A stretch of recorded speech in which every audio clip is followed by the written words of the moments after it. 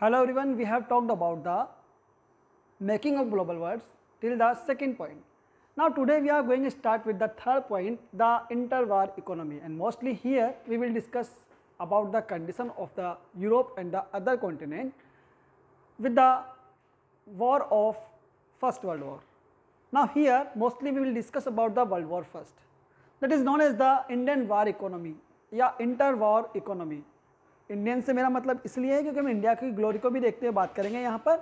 और अगर बात की जाए पूरे ग्लोबल वर्ल्ड को लेकर के, तो यहाँ कौन कौन से इंसिडेंट्स की वजह से या किस प्रकार से कंट्रीज़ ने पार्टिसिपेट करना स्टार्ट किया वर्ल्ड वॉर फर्स्ट के अंदर, and after the world war first उसके बाद में पोस्ट वॉर इकोनॉमी किस तरह से रन हुई, यहाँ पर उन पॉइंट को लेकर हम बात करने वाले हैं थर्ड पॉइंट के अंदर।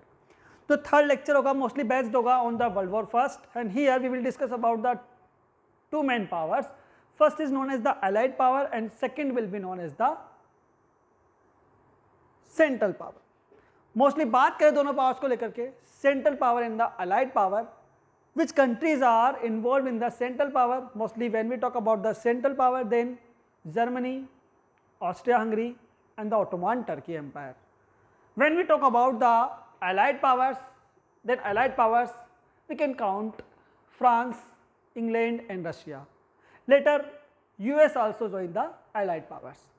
Allied powers and Central power के बीच में एक लड़ाई होती है बेटा, और ये लड़ाई स्टार्टिंग में लगता है कि लॉन्ग टाइम तक नहीं चलने वाला है। किसी को भी नहीं मालूम था कि वर्ल्ड वॉर फर्स्ट जो स्टार्ट हुआ है उसको जो नाम दिया गया है, जो कि 1914 के अंदर स्टार्ट हुआ था, वो 1918 तक चलने वाला है, लगभग 4 सालों तक। और वर्ल्ड वॉर फर्स्ट पर लेकर हम बात करें, स्टार्टिंग के अंदर ओनली 3 कंट्रीज एक साइड में थी जिसको नाम दिया गया सेंट्रल पावर का, और 3 कंट्रीज अनदर साइड थी जिनको नाम दिया गया आपके अलाइड पावर्स का। तो स्टार्टिंग में लग रहा था कि वॉर कुछ समय के लिए चलेगा और बाद में कौन सा कंट्री पावरफुल है उसका डिसीजन हो जाएगा, या कौन सा ग्रुप पावरफुल है वो डिसाइड कर लेंगे। लेकिन ऐसा हुआ नहीं। एक्चुअल में जब वॉर स्टार्ट हुआ तो लोगों ने सोचा भी नहीं था कि वॉर इतना लंबा चलेगा, और वॉर का एंडिंग हुआ 1918 में जाकर के। तो आइए बात करते हैं द वॉर इकोनॉमी को लेकर के या इंटर वॉर इकोनॉमी को लेकर के। जो कंसेप्ट हमारा बेस्ड रहेगा मोस्टली यूरोप को लेकर हम बात करेंगे यहाँ पर, और यूरोप के साथ में कौन कौन से कंट्रीज ने इसमें पार्टिसिपेट किया। Let's discuss about the first world war. देखा, जिससे मैंने आपको बताया कि वर्ल्ड वॉर फर्स्ट को लेकर अगर हम बात करते हैं, the fort between the allies power, मैंने आपसे नाम लिया था एलाइड पावर को लेकर हम बात करते हैं, तो आपको याद रखना है ब्रिटेन, हम बात कर रहे हैं एलाइड पावर के अंदर Britain, France and the Russia. These are the 3 countries, those are join the allied powers or we can say allies, later joined by the US. America ने भी समथिंग अबाउट 1917 के अंदर ज्वाइन किया था world war first को, और 1917 में join करने के बाद में वर्ल्ड वॉर फर्स्ट के अंदर अगर हम बात करें तो अलाइड पावर की जीत हुई। वरना स्टार्टिंग के अंदर जब हम बात करते हैं तो फ्रांस और रशिया साइड के अंदर बहुत बुरी तरीके से हराया था इन दोनों पावर्स को जर्मनी की पावर ने या जर्मनी की आर्मी ने। ये हमने 9th क्लास के बुक में अंदर रीड भी किया होगा।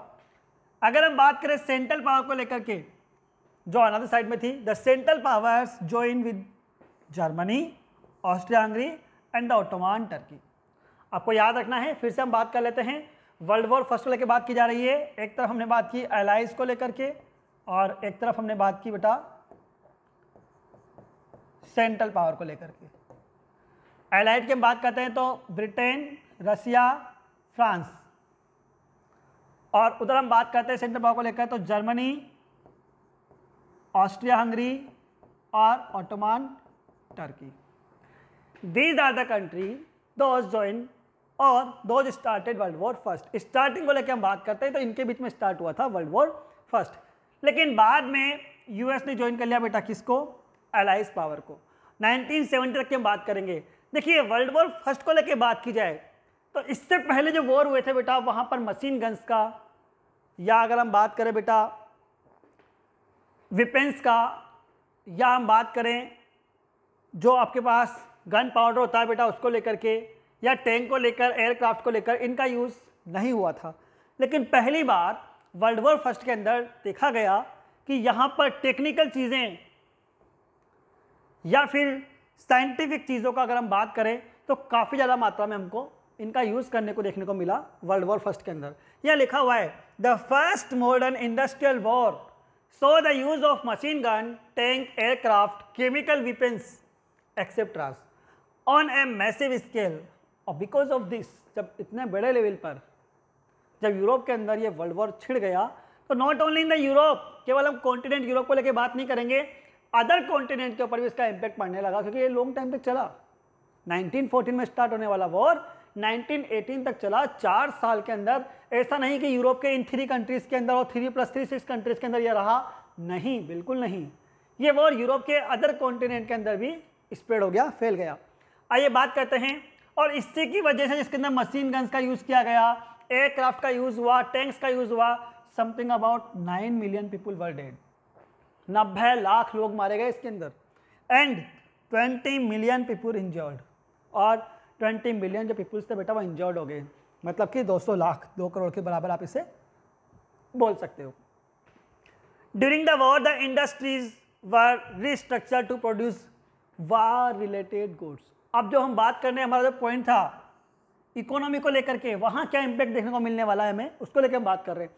इकोनॉमी को लेकर बात की जाए तो सबसे पहले जो सफ़र हुआ बेटा वह इंडस्ट्रीज को लेकर बात कर रहे हैं, या प्रॉब्लम जो क्रिएट हुई, क्यों? क्योंकि अब यहाँ पर फूड प्रोडक्शन को लेकर बात कम की जा रही है, बल्कि यहाँ जो बात हो रही है इंडस्ट्रीज के अंदर वो हो रही है बेटा किसको लेकर के, वार रिलेटेड गुड्स को लेकर। क्योंकि लगातार कैजुअलिटीज को देखते हुए, लगातार जो पीपल्स थे वो किल्ड हो रहे थे बेटा, तो हमें क्या चाहिए थे, प्रोटेक्टर्स, ऐसी चीज़ें जो प्रोटेक्ट कर सके इंसान को, या गन्स, गन पाउडर, टैंक या एयरक्राफ्ट। इन चीज़ों के लिए मैन्युफैक्चरिंग होना स्टार्ट हो चुका था, किसी को नहीं मालूम था कि वॉर लंबा चलने वाला है। तो देखिए, entire societies were also reorganised for war as man went to battle. जैसे कि फील्ड के अंदर लड़ाई करने के लिए यूथ पर्सन जाने लगे, तो वुमेन्स ने क्या किया, वुमेन्स यहाँ वर्क करना स्टार्ट करती है फैक्ट्रीज के अंदर। Women stepped in the undertake job that earlier only men were expected to do. जो काम पहले केवल और केवल मेन किया करते थे मोस्टली, या मोस्ट प्रोबेबली अगर हम बात करें तो men were do the jobs, now the womens also start to work in the industries. Womens ने स्टार्ट किया वर्क करना, because most of the peoples और most of the mens are engage into the, या were engage into the world war first. बहुत सारे लोग world war first में चले गए थे, इसलिए उनकी जगह पर अब वुमेन्स ने इंडस्ट्रीज में काम करना स्टार्ट कर दिया। It led to the snapping of economic link between the some of the world largest economic powers which were now fighting each other to pay for them. लगातार जो हम बात कर रहे हैं किसको लेकर के, वॉर रिलेटेड गुड्स को बनाने के लिए, तो जब इनका यूज़ किया जा रहा था वॉर रिलेटेड गुड्स को लेकर के, और इसके लिए डिमांड जब बढ़ने लगी वॉर रिलेटेड गुड्स की, तो क्या किया, पावर्स जो थी, चाहे हम बात करें सेंट्रल पावर को लेकर के या हम बात करें एलाइज पावर को लेकर के, इनके ऊपर इकोनॉमी को लेकर के बर्डन बढ़ने लगा, क्योंकि ये केवल वार रिलेटेड गुड्स की बात कर रहे हैं और वो बेची नहीं जा रही है, सेलिंग कम हो रहा है। अदर कंट्रीज को जरूर फायदा मिलेगा इस चीज़ का, लेकिन इनके लिए तो क्या है बेटा, ये खुद के प्रोटेक्शन के लिए, कैजुअलिटीज से बचने के लिए, जो लगातार लोग मर रहे थे उनको रोकने के लिए ये इंडस्ट्रीज के अंदर इनका डेवलपमेंट किए जा रहे थे। Next, the war transform the US from being an international debtor to an international creditor. जो यूएस जो सबको लोन पर पैसा दिया करता था, आपने पढ़ा होगा इससे पहले, अब वो क्या बन गया, एक क्रेडिटर, मतलब कि उसको भी लोन पर पैसा लेना पड़ गया। इतना प्रॉब्लम क्रिएट हुआ इकोनॉमी को लेकर बात करें तो वर्ल्ड वॉर फर्स्ट के अंदर। फिर क्या होता है, आइए बात करते हैं। देखिए, ये पूरा क्लियर आपका वॉर इकोनॉमी को लेकर के। वर्ल्ड वॉर फर्स्ट स्टार्ट कर दिया हमने 1914 से, और ये रन हुआ बेटा आपके 1918 तक। मोस्टली हमने बात की एलाइड पावर को लेकर और सेंट्रल पावर को लेकर के, जहां ब्रिटेन, रशिया, फ्रांस एक साइड में है, जर्मनी, ऑस्ट्रिया हंगरी और ओटोमन टर्की एम्पायर आपके एक साइड में। क्लियर? चलिए नेक्स्ट जो हम बात करने वाले हैं, पोस्ट वार रिकवरी। बाद में इसको रिकवर कैसे किया गया। देखिए, जो हम बात कर रहे थे कि एक जो बहुत बड़ा कंट्री, इसका नाम यूएस बेटा, जो कि पहले डेब्टर था, बाद में क्या बन गया, क्रेडिटर। और रीज़न क्या रहा, वर्ल्ड वॉर फर्स्ट। और वहाँ पर इंडस्ट्रीज़ के अंदर बेटा वार रिलेटेड गुड्स का डेवलपमेंट बनना, उसका बेनिफिट केवल ये मिल पा रहा है कि ये यहाँ पर होने वाली कैजुअलिटीज से अपने आप को प्रोटेक्ट कर पा रहे हैं, बचा पा रहे हैं, बाकी कोई फायदा नहीं है। तो बाद में क्या हुआ, इकोनॉमी किस तरह डाउन हुई, आइए बात करते हैं। After the war Britain faced, यहाँ पहले हम बात कर रहे हैं ब्रिटेन को लेकर, जो कि इकोनॉमिक कंडीशन के अकॉर्डिंग सबसे पावरफुल कंट्री था उस टाइम के अंदर, बिकॉज 16th सेंचुरी के अंदर यहाँ पर इंडस्ट्रियल रिवॉल्यूशन आ चुका था। इंडस्ट्रीज का सबसे अधिक डेवलपमेंट कहीं देखने को मिला तो वो कहाँ था बेटा, ब्रिटेन के अंदर। Britain found it difficult to recapture its earlier position of dominance in the Indian market. As you know that India was the colony of Britain, but जो पहले पावरफुल ब्रिटेन था वो फिर से 1918 के बाद में इंडिया के अंदर वही पोजीशन रिकवर नहीं कर पाया, बिकॉज इसकी खुद की फाइनेंशियल कंडीशन लगातार खराब होती चली गई। बात भी कर लेते हैं। And to compete with Japan internationally, अगर हम बात करें जापान को लेकर तो जापान से भी कम्पीट नहीं कर पाया, जो कि एक एशियन कंट्री था। अगर बात की जाए जापान को लेकर, to finance war expenditures Britain had borrowed liberally from the US. जो फाइनेंस या जो बेटा प्रॉब्लम क्रिएट हुई, जो इकोनॉमिक कंडीशन डाउन हुई, उससे उभरने के लिए क्या किया बेटा, ब्रिटेन को लोन लेना पड़ा। कहाँ से, अमेरिका से। Britain was burdened with huge external डेब्ट, और इसके ऊपर बहुत ज़्यादा कर्जा चढ़ गया। हम बात कर रहे हैं किसको लेकर के, ब्रिटेन को लेकर, जो कि उस टाइम पीरियड के अंदर सबसे अधिक पावरफुल कंट्री था और जिसके सबसे अधिक इंपीरियल या इंपीरियलिज्म के अकॉर्डिंग सबसे अधिक कंट्री जिसने अपने कॉलोनी बना रखे थे। तो जब वहाँ प्रॉब्लम क्रिएट हो रही है तो सोचिए बाकी कंट्री से क्या हुआ होगा। और जर्मन जो हार गया था, या हम बात करें सेंट्रल पावर को लेकर के, जिनकी हार हुई थी वर्ल्ड वॉर फर्स्ट के अंदर, उनकी इकोनॉमिक कंडीशन किस तरह की रही होगी। बात कर लेते हैं चैप्टर को लेकर वापस से। The war had led to an economic boom when the war boom ended. जब वॉर के टाइम की हम बात करते हैं तो वहां पर वॉर रिलेटेड गुड्स को लेकर के डेवलपमेंट होने लगा था इंडस्ट्रीज के अंदर, लेकिन जिससे वॉर का एंड हुआ तो फूड प्रोडक्शन को लेकर के क्राइसिस पैदा हो गया, या डेप्ट लगातार बढ़ता चला गया, इकोनॉमिक कंडीशन हर कंट्री की डाउन होने लगी। बात कर लेते हैं। When the war boom ended production contracted and unemployment increase. जैसे ही वॉर का एंड हुआ, प्रोडक्शन जो था बेटा वो कॉन्ट्रैक्ट के ऊपर था कि वार रिलेटेड गुड्स बनानी है आपको इंडस्ट्रीज के अंदर। तो वॉर का एंड हो गया तो मतलब उन गुड्स से अब काम नहीं है, और काम नहीं है तो फिर से अनएम्प्लॉयमेंट बढ़ने लगा। बिकॉज हमने बात की थी कि वर्ल्ड वॉर फर्स्ट के टाइम पर लगातार आर्मी के अंदर लोगों को ज्वाइन किया जा रहा था, और आर्मी के अंदर लोगों के ज्वाइन होने से जो मेंस थे उनके रिप्लेस होकर बेटा वुमेन्स ने इंडस्ट्रीज में काम करना स्टार्ट कर दिया। बट अब जरूरत नहीं थी, रिक्वायरमेंट नहीं थी इंडस्ट्रीज के अंदर, तो फिर से अनएम्प्लॉयमेंट बढ़ने लगा। इन 1921 हम बात कर रहे हैं आफ्टर वर्ल्ड वॉर फर्स्ट, तो आपको मालूम है कि 1914 से लेकर 1918 तक वर्ल्ड वॉर फर्स्ट चला, और उसके बाद हम बात करते हैं 1921 को लेकर के, 1 in every 5 British workers was out of work. 5 में से 1 मीन्स अगर रेशो निकाला जाए बेटा तो काफ़ी ज़्यादा। ये बात कर रहे हैं किसको लेकर, ब्रिटेन को लेकर। अदर कंट्री की बात करें तो बात यह लगे, सबसे अधिक डेवलप कंट्री इंडस्ट्रीज के अकॉर्डिंग जो बात की जाए तो ब्रिटेन था, तो वहाँ पर 5 में से हर एक वर्कर बेटा क्या था, अनएम्प्लॉयड, रोजगार था ही नहीं वहाँ पर।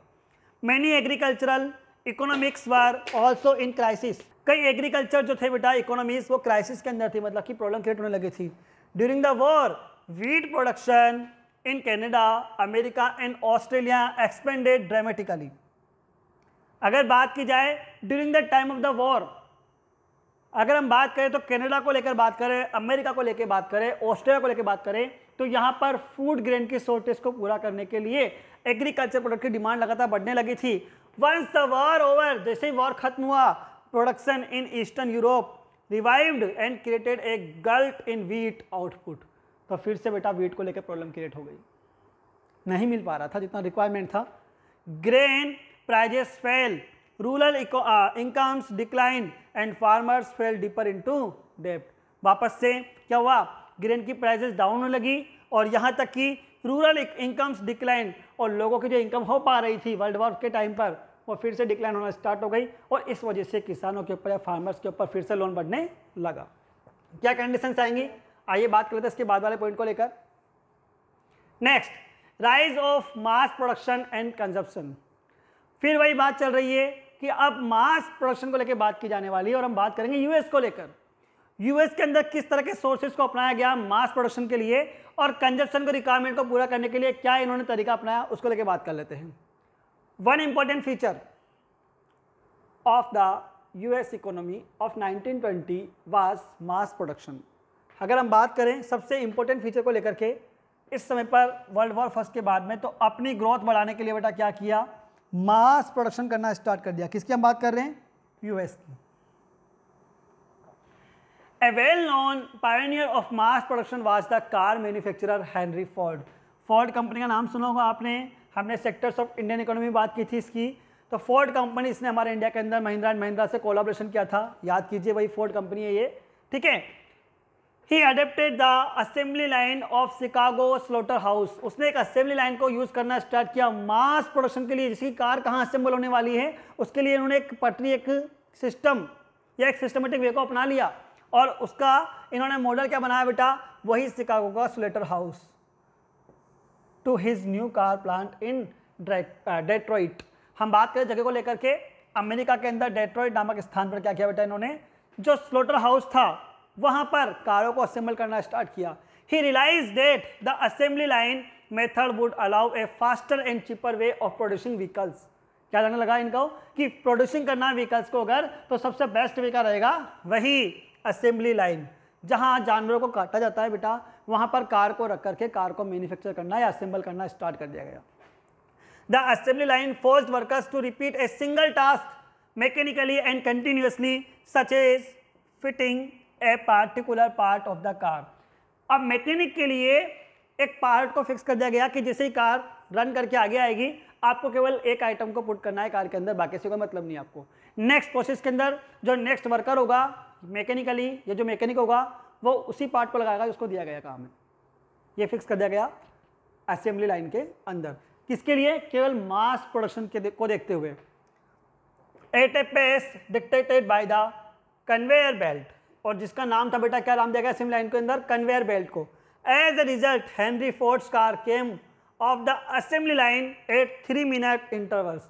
हर 3 मिनट के अंदर असेंबली लाइन के ऊपर कार आगे की तरफ रन करेगी या नेक्स्ट मैकेनिक के पास पहुंच जाएगी और जो वर्क दिया गया बेटा मैकेनिक को वो उससे करना स्टार्ट कर देगा। A speed much faster that achieved by the previous method, और ये स्पीड बेटा बहुत तेज थी पहले की अगर बात की जाए तो। और इसे नाम क्या दिया गया, द टी मॉडल। याद करना, तो कार बनी इसके ऊपर, उसको नाम दिया गया T model was the first mass produced car. T model car जो बनाई गई बेटा वो पहली मास प्रोडक्शन के अकॉर्डिंग बनने वाली कार थी, जो किसने बनाई, फोर्ड कंपनी ने। नाम याद रखना है आपको, वेरी इंपॉर्टेंट क्वेश्चन है, ठीक है। At first workers could not control the pace of the work quite in large numbers. In desperation, Ford doubled the daily wage to $5 in January 1914. जब पहले इनका वेजेस था, तनख्वाह थी बेटा, उसको डबल कर दिया क्योंकि अब इनके ऊपर लोड बढ़ने लगा था। Henry Ford recovered the high veg bye repeatedly speeding up the production life. जो पहले काम 3 मिनट में हो रहा था बेटा, उसको और रिड्यूस कर दिया। असेंबली लाइन के ऊपर जो कार आने वाली थी उसका टाइम 3 मिनट का था एक वर्कर के पास में, उसको रिड्यूस करके वेजेस को लगातार बढ़ाना स्टार्ट कर दिया। क्यों, उधर रिड्यूस करने का मतलब है प्रोडक्शन का और तेजी से होना। Henry Ford recovered the high veg bye repeatedly speeding up the production line and forcing workers towards ever harder. अब ज़्यादा काम करना स्टार्ट करने लगे, कौन, वर्कर्स भी। क्यों, लगातार लोन बढ़ता जा रहा था। देखिए, थैंक्स टू हायर वेजेस, लोगों ने अच्छा माना, वर्कर्स को भी लगने लगा कि हमारा जो सैलरी इंक्रीमेंट हुआ है वो हमारे लिए बेस्ट है, बेटर है, इसलिए उन्होंने काम भी बेटर तरीके से करना स्टार्ट कर दिया। अब हार्ड वर्किंग से प्रॉब्लम नहीं थी मैकेनिक्स को या वर्कर्स को। More workers could now afford to purchase durable consumer goods. अब व्यक्ति अधिक सामान खरीद सकते थे, क्यों, क्योंकि उनका वेजेस बढ़ने लगा है, फूड ग्रेन परचेज करना उनके लिए ईजी हो गया था, यहाँ तक कि उनका लाइफ स्टैंडर्ड भी चेंज होने लगा था। There was a spurt in the purchase of refrigerators, washing machines, radios, gramophone players, all through a system of higher price. अब हायर प्राइस के अकॉर्डिंग या लोन के अकॉर्डिंग हम बात करें या स्टैंडर्ड को लेकर हम बात करें, जो वेजेस बढ़ने से लोगों का स्टैंडर्ड बढ़ा तो उन्होंने अपने घर के अंदर जो नीड्स होती है, बेसिक नीड्स, उनको बढ़ाना स्टार्ट कर दिया। Like the refrigerator, washing machine, gramophone, radio, ये सब अब वो अपने घर में लाने लगे। There was a boom in house construction and home ownership, financed once again by loan.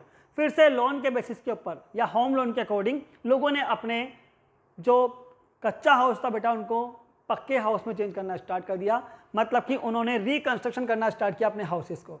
The housing and the consumer boom of the 1920s created the basic of prosperity in the US. और यही main क्या रहा बेटा, prosperity को show करता है कहाँ पर, यूएस के अंदर। मतलब 1920 के बाद से एक नया बूम आया जिसे ही वेजेस बढ़ना स्टार्ट हुआ because of the assembly line और द टी फोर्ड कंपनी को लेकर हम बात करें तो वहाँ मास प्रोडक्शन की वजह से जैसे वेजेस बढ़ा बेटा कंज्यूमर प्रोडक्शन करने वाले वर्कर्स का या मैकेनिक्स का, तो उन्होंने अपने हाउस को रिकंस्ट्रक्ट करना स्टार्ट कर दिया। और ये हम बोल सकते हैं कि यूएस की प्रोस्पेरिटी की रिप्रेजेंट करता है। In 1923, the US resumed exporting capital to the rest of the world and became the largest overseas lender. वापस से बेटा क्या बन गया ये 1923 के अंदर एक largest overseas lender. US import and capital export also boosted, और इसका import export because of the mass production लगातार बढ़ने लगा, ठीक है। Boosted European recovery and world trade and income growth over the next 6 years, और इसकी जो इकोनॉमिक ग्रोथ है बेटा वो लगातार बढ़ती चली गई आने वाले 6 सालों तक। अब देखिए इसके आगे हम क्या बात करने वाले हैं। वर्ल्ड वॉर फर्स्ट के बाद अगर हम बात करें तो हम बात करेंगे इसके नेक्स्ट पॉइंट के अंदर कि वर्ल्ड इकोनॉमी को लेकर बात करें अगर तो ग्रेट वार ऑफ डिप्रेशन जो हम बात कर रहे हैं, द ग्रेट डिप्रेशन को लेकर के 1929 को, आइए बात करते हैं नेक्स्ट पॉइंट के अंदर, the great war of depression 1929। और इसके अंदर क्या क्या प्रॉब्लम क्रिएट हुई उसको लेकर भी हम बात करने वाले हैं। जो पोस्ट वार रिकवरी को लेकर हमने बात की, जैसे कि यूएस को लेकर हमने बात की, तो यूएस की कंडीशन काफ़ी अच्छी हो गई थी 1923 के बाद में, लेकिन जैसे ही 1929 के अंदर ग्रेट वार ऑफ डिप्रेशन आया, स्टॉक एक्सचेंज एकदम से डिस्ट्रक्ट हो जाएगा, धराशायी हो जाएगा, तो फिर क्या प्रॉब्लम होने वाली क्रिएट, नेक्स्ट हम बात करते हैं नेक्स्ट पॉइंट के अंदर, the great war of depression.